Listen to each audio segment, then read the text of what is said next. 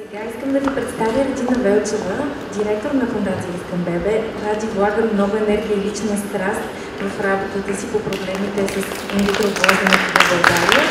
Тя ще говори по темата как направих обществена своята лична класа. Благодаря.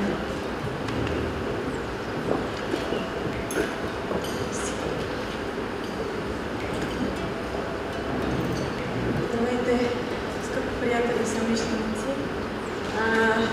Първо искам да ви помоля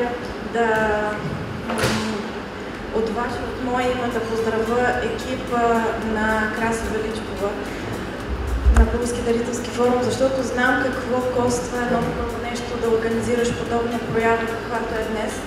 И честно казано, благодарение на Български дарителски форум и на това, което нейният екип прави в момента за всички нас, да ни събира, да ни свързва, за нас специално в Искам Бебе, действително има много, много голяма полза. Благодаря, Краси.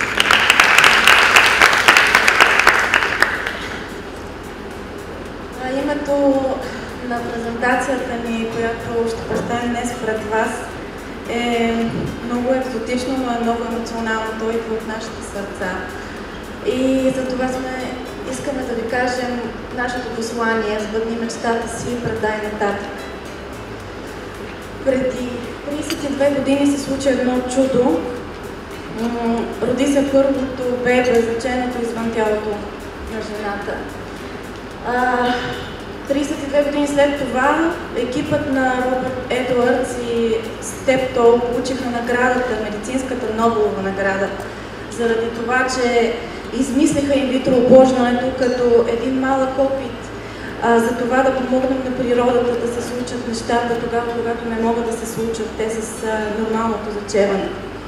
Безплодието футуристите на днешния век наричат модерната болест на здравата нова цивилизация. Днес всяка шеста двойка в света страда от безплодие. Това е според проучване на Европейската асоциация, на която вече Искам Бебе стана член, Fertility Europe. И това е и мотивът ни за 2010 година. Какво да направим, за да се спре тази пандемия? Ето някои от нещата, които според нас в Искам Бебе, може би с малко мъка в сърцето, но действително трябва да го кажем. Обществото оказва много силен натиск върху жените да отлагат раждането на първото си дете. Хапчето за контрацепция. Действително този контрол започва да излиза извън контрол. Психологическия стерилитет е между 25 и 27% във всички двойки, които днес страдат от стерилитет.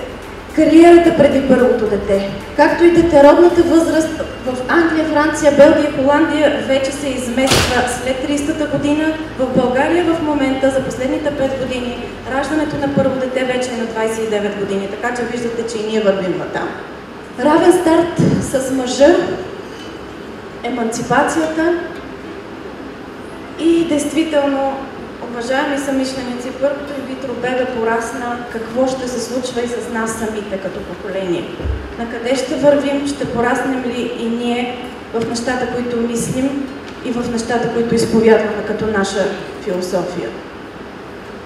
Защото огромна е действително в момента самата човешка болест от проблемното забременяване и ние се сблъскваме всеки ден с това. Законите на новата цивилизация са напред за връщане към природата.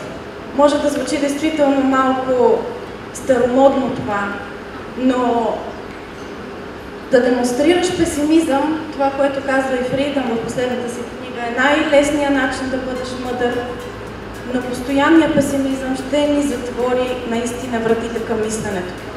Затова непрекъснато казваме да се събираме хората, които мислим в една кауза, да се обединяваме, да мислим в една посока, за да правим действително нещата така, че да се променят в името на една по-добра цивилизация след нас.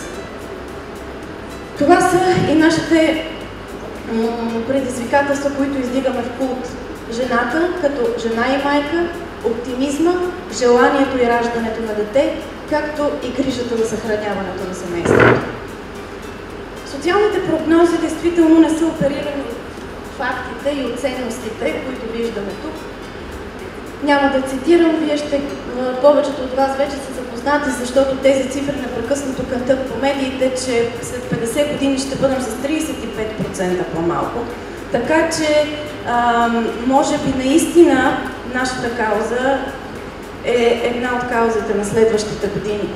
Каузата на Искам ББ в момента наистина отлична борба се превръща в една осъзната борба на всяка една от нас. През 2007 година на Благовещение създадохме нашата фондация. Тогава тръгнахме с екипа на Сибанк, след като бяхме обиколили действително много институции, от които търсихме кредитиране. И заедно с тях на 3 май стартирахме голямата си кампания с билбордовете, които до ден днешен всички вие помните. Създадохме кредитна линия с Сибанк и подарихме името на нашата фондация на Сибанк. И този кредит Искам ББ всъщност извърши една от осъществи така наречения наш летящ старт. Спомням си тогава, на самите билбордове имаше сложен един телефон, на който всъщност хората трябваше да се обаждат, за да поръчват кредита. А се получи така, че до всички клонове на Сибанк на този телефон започнаха да звънят стотици жени с продуктивни проблеми. И от тогава започна нашето голямо пътуване по страната. Успяхме за година и половина да обиколим половин България абсолютно доброволно, с хората, които ни помагаха тогава, помагат ни днес. Още един голям проект, който всъщност е инвестицията, най-голямата инвестиция и това, което се случи именно и с работата ни от тук нататък с държавата. През 2008 година решихме, че трябва да отпразнуваме 30-та годишнина на Луис Браун. Това е първото бебе инвитро, родено в света. И с Аквахим, един голям български дарител, започнахме да търсим начин да намерим Луис Браун. Намерихме я. Майка ѝ е жива, тя има собствено дете, има страхотно семейство. Поканихме в България и тя действително се превърна в един символ на това, което се случва и днес. Държавата се погрижи за нас и поискахме създаването на митичния невъзможен тогава фонд инвитро. Това е Луис Браун с нейния син Камерън. Това е Лесли Браун, първата жена, заченала инвитро пред 32 години. Над 500 човека дойдоха тогава на това събиране. Празнувахме голям рожден ден. Тези хора застанаха пред телевизиите. Беше изключително трудно да си представим как толкова много хора ще застанат пред мен и ще кажат: аз имам проблем. Но това се случи и мисля, че това беше един от големия ни пробив. Това е едно от тъжните неща, които за мен специално преобърнаха моя личен живот.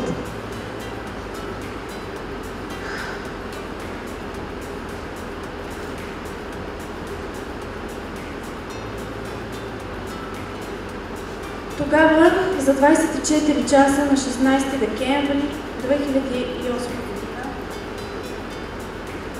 около 150 жени направихме нашия мълчалив поход на надеждата с ето тези табели, които написахме, направихме сами с тези свещи. Искаме да раждаме деца на България. Януари месец министър Желев тогава застана срещу всички хора, които бяха в парламента и гласуваха против създаването на фонда, и с изцяло доброволен труд, с хора, които в момента наши доброволки, хора, които страдат от проблема, хора, които ни разбират, успяхме да убедим държавата, че това нещо трябва да се случи. И на 1 април 2009 година започна да работи фонда.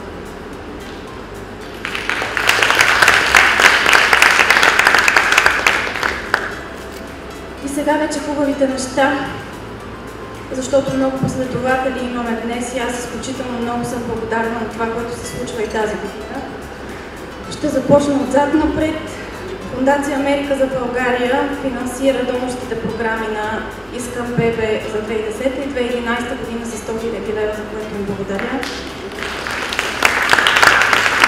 В началото на годината подписахме един уникален за нас договор с Nivea Baby, с Bayersdorf, където във всички продукти на Nivea Baby се сложи, ето е този етикет, с 5 стотинки от стойността на който се даряват средства за психологическите групи на фондация Искам Бебе.